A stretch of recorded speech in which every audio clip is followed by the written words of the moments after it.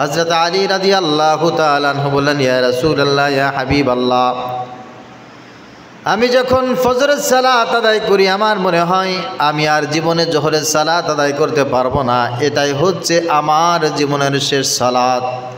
আমি যখন জোহর আদায় করি আমার মনে হয় আসরের নামাজ আমার মনে হয় আর পড়া হবে না, এটা আমার জীবনের শেষ সালাত। আমার জীবনের শেষ সালাত মনে করে আসর আদায় করি, মাগরিব আদায় করি, ইশার নামাজ আদায় করি। প্রত্যেক ওয়াক্ত আজান, প্রত্যেক ওয়াক্ত ইকামাত, প্রত্যেক ওয়াক্তের সালাত আমি মনে করি এটাই আমার জীবনের শেষ আজান, এটাই আমার জীবনের শেষ ইকামাত, এটাই হচ্ছে আমার জীবনের শেষ সালাত। নবীজি সাল্লাল্লাহু আলাইহি ওয়াসাল্লাম বললেন, আলী তুমি তো বড় ভুল করছো।